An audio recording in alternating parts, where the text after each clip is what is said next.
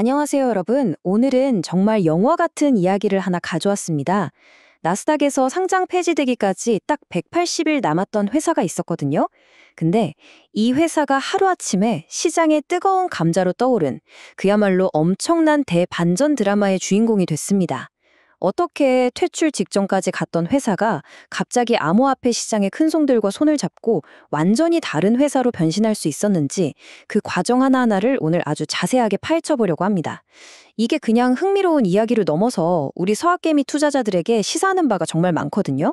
자, 그럼 바로 시작해 볼까요? 여러분, 한번 상상해 보세요. 상장 폐지까지 180일 남았다고 시한부 통보를 받은 회사가 있어요. 그런데 갑자기 어마어마한 투자금을 유치하더니 바로 다음 날 주가가 30% 넘게 폭등하는 겁니다. 이게 가능한 일일까요? 오늘 우리가 파헤쳐볼 이야기가 바로 이 믿기 힘든 반전의 주인공에 대한 겁니다. 회사가 망하기 직전이었는데 대체 무슨 일이 있었길래 이런 기적 같은 일이 벌어진 걸까요? 지금부터 그 숨겨진 내막을 샅샅이 따라가 보겠습니다. 자, 이야기의 시작은 바로 여기, 위기에 빠진 한 자산관리 회사로부터 출발합니다. 모든 사건의 배경이 되는 곳은 홍콩에 본사를 둔 작은 자산관리 회사 프레스티지 웰스라는 곳이었어요. 이름은 명성 있는 부, 이런 뜻인데 당시 이 회사의 상황은 이름하고는 정말 정반대였습니다. 겉보기에는 번듯한 금융회사였지만 그 속은 아주 심각한 문제들로 고마 터지기 직전이었죠. 프레스티지, 티커로는 PW였는데 이 회사가 안고 있던 문제들입니다. 이게 그냥 실적이 좀 안 좋네, 이 수준이 아니었어요. 우선 첫 번째, 계속 돈을 까먹고 있었습니다. 재무 손실이 눈덩이처럼 불어나고 있었고요. 두 번째는 바로 그 손실 때문에 나스닥 상장을 유지하기 위한 최소한의 조건, 예를 들면 주가를 1달러 이상으로 유지해야 한다는 그런 규정조차 지키지 못하는 상황이었습니다. 근데 더 근본적인 문제는 사업 구조에 있었어요. 고객들이 대부분 중국이나 홍콩의 부자들이라 중국 경제가 조금만 흔들려도 회사 전체가 휘청거리는 구조였던 거죠. 마지막으로 여러 자회사를 둔 복잡한 지주회사 구조 때문에 투자자들 입장에선 이 회사가 대체 뭐 하는 회사인지, 어떻게 돈을 버는 건지 도무지 모르겠다, 이런 불신만 커져가고 있었습니다. 상황이 얼마나 심각했는지는 이 숫자 하나가 전부 말해줍니다. 368만 달러. 2025년 상반기 딱 6개월 동안 기록한 세전 손실액이에요. 우리 돈으로 하면 거의 50억 원에 가까운 돈이죠. 근데 이게 왜 그렇게 심각하냐면 당시 이 회사의 전체 시가총액이 1,000만 달러에서 2,000만 달러, 그러니까 한 150억에서 300억 사이를 왔다 갔다 했거든요. 생각해보세요.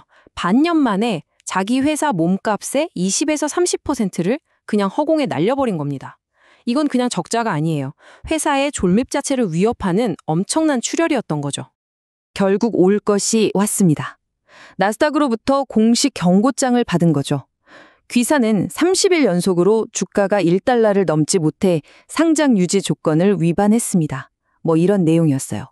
당장 퇴출되는 건 아니고 2020년 3월 30일까지 딱 180일의 시간을 줄 테니 그 안에 문제를 해결하라는 최후 통첩이었습니다. 말 그대로 회사 목에 상장 폐지라는 시한폭탄이 갈리고 타이머가 똑딱거리기 시작한 겁니다. 투자자들 입장에서는 그야말로 악몽이 현실이 되는 순간이었죠. 자, 이렇게 벼랑 끝에 몰린 회사, 상장 폐지까지 딱 180일 남은 이 회사를 대체 뭐가 구할 수 있었을까요? 모두가 끝이라고 생각하던 바로 그 순간, 정말 영화처럼 구원투수가 등판합니다.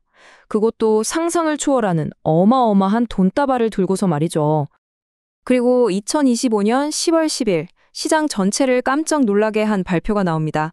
1억 5천만 달러, 우리 돈으로 약 2천억 원. 망해가던 프레스티지 웰스가 이 엄청난 돈을 투자받았다는 소식이었습니다. 아니, 자기 회사 전체 가치의 거의 10배에 달하는 돈을 갑자기 어디서 끌어모은 걸까요? 이건 그냥 단순한 자금 수혈이 아니었습니다. 회사의 운명 자체를 180도 뒤바꿔버린 그야말로 결정적인 한 방이었죠. 그럼 이 어마어마한 돈, 대체 어디서 온 걸까요? 자금 조달 내역을 보면 1억 달러는 파이프 투자, 5천만 달러는 빚을 내는 방식이었는데요. 근데 진짜 중요한 건 돈의 액수보다도 돈을 댄 사람들의 이름입니다. 바로 엔트알파 그리고 테더. 암호화폐 시장에 조금이라도 관심 있는 분들이라면 다 아는 이름이죠. 그야말로 시장을 움직이는 거물들입니다. 특히 세계에서 가장 큰 스테이블 코인 USDT를 만드는 바로 그 테더의 이름이 빡 등장했다는 건 이건 그냥 돈만 빌려주는 게 아니라 아예 이 회사를 암호화폐 중심으로 뜯어 고치겠다는 아주 강력한 신호탄이었던 겁니다. 여기서 PIP라는 좀 어려운 말이 나오는데요. 이게 뭐냐면요. 그냥 쉽게 말해서 상장된 회사가 급하게 돈이 필요할 때 특정 투자자 몇 명한테 주식을 왕창 할인해서 파는 방식이라고 생각하시면 됩니다. 공개적으로 파는 게 아니라 자기들끼리 비밀리에 빠르게 진행하는 거죠. 당연히 새 주식을 싸게, 그것도 엄청나게 많이 찍어내니까 기존 주주들이 갖고 있던 주식의 가치는 떨어질 수밖에 없어요. 이번 딜에서 주당 가격이 0.36달러였는데 당시 시장 가격보다 훨씬 싼 가격이었죠. 말 그대로 기존 주주들의 희생을 발판 삼아 회사를 살릴 돈을 긴급하게 수혈한 셈입니다. 자, 2천억 원이라는 엄청난 돈이 들어왔습니다. 하지만 이건 그냥 망해가는 회사에 산소호흡기만 달아준 게 아니었어요. 이 돈은 회사의 정체성, 사업 모델 자체를 완전히 뿌리부터 뒤바꾸는 거대한 사업 전환, 즉 피벗의 시작을 알리는 신호탄이었습니다. 낡은 전통금융회사가 최첨단 테크, 그것도 크립토 세계의 심장부로 뛰어드는 역사적인 순간이었죠. 이 표 하나가 모든 걸 설명해 줍니다. 왼쪽이 과거의 프레스티지 웰스, 오른쪽이 새로 태어날 회사의 모습이에요. 예전에는 그냥 부자들 돈 맡아서 굴려주고 수수료 받던 그런 평범한 자산관리 회사였다면 이제는 테더골드라는 특정 디지털 자산을 대량으로 사들여서 보관하는 말 그대로 디지털 금고 회사가 되겠다는 겁니다. 이건 사업 영역을 좀 넓히는 수준이 아니라 아예 다른 유전자를 가진 회사로 환골탈퇴하겠다는 선언이나 마찬가지였습니다. 그럼 이 이야기의 핵심 키워드, 테더골드, 이게 대체 뭘까요? 이것도 일종의 스테이블 코인인데요. 우리가 아는 테더는 달러의 가치를 고정시키잖아요. 이건 달러가 아니라 금의 가치를 고정시킨 겁니다. 테더 골드 토큰 1개가 스위스에 있는 실제 금고에 보관된 진짜 금 1트로이 온스, 그러니까 약 31.1g의 소유권을 나타내는 거죠. 쉽게 말해서 실물 금을 블록체인 위로 옮겨와 디지털 형태로 24시간 내내 자유롭게 거래하고 보관할 수 있게 만든 자산이라고 보시면 돼요. 금 ETF랑 비슷해 보이지만 블록체인 위에서 내가 직접 소유하고 다른 사람에게 보낼 수도 있다는 점에서 차이가 있죠. 암호화폐의 편리함과 금의 안정성, 이 두 가지를 합쳐놓은 하이브리드 자산인 셈입니다. 회사의 계획은 아주 명확하고 또 굉장히 대담했습니다. 이번에 새로 들어온 돈 1억 5천만 달러에다가 원래 있던 돈까지 싹싹 긁어 모아서 총 2억 8천만 달러, 우리 돈으로 무려 3,800억 원이 넘는 규모의 테더 골드를 사들이겠다는 거예요. 이건 사실상 회사의 모든 자산을 이 새로운 디지털금 전략 하나에 올인한 거나 마찬가지입니다. 나스닥에 상장된 회사가 이렇게 대놓고 특정 암호화폐랑 연동된 자산을 우리 회사의 핵심 자산이자 사업 모델로 삼겠다고 선언한 건 정말 전례가 없는 파격적인 행보였어요. 이렇게 엄청난 투자 유치와 파격적인 사업 전환 발표 이후 회사는 그야말로 빛의 속도로 변신을 시작합니다. 상장 폐지 위기라는 낡고 부정적인 이미지가 가득했던 프레스티지 웰스라는 이름표를 과감하게 떼버리고 새로운 정체성을 담은 이름으로 다시 태어나죠. 바로 아우렐리온의 탄생입니다.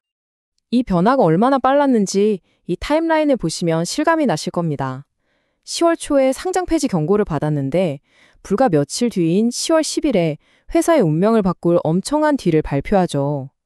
그리고 주말이 지나자마자 바로 13일 월요일부터는 완전히 새로운 이름, 새로운 티커로 거래를 시작합니다. 상장 폐지 위기부터 새로운 회사로 재탄생하기까지 이 모든 결정과 실행이 단 2주도 채 걸리지 않은 겁니다. 정말 대단한 속도전이죠. 변화는 단순히 이름만 바꾼 게 아니었습니다. 속 알맹이가 완전히 바뀐 거죠. 사명은 라틴어로 황금을 뜻하는 단어에서 따온 아우렐리온으로, 티커도 AUR로 바뀌었고요. 더 중요한 건 바로 이사회, 즉 경영진의 변화입니다. 기존 CEO는 물러나고 이번 투자를 이끈 엔트알파 출신 인사 3명이 이사회에 새롭게 들어왔습니다. 이건 뭘 의미할까요? 바로 새로운 투자자들이 이제 이 회사의 방향키를 완전히 틀어주었다는 뜻입니다.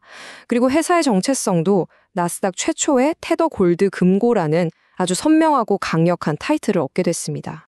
그렇다면 시장은 이 파격적인 변신에 어떻게 반응했을까요?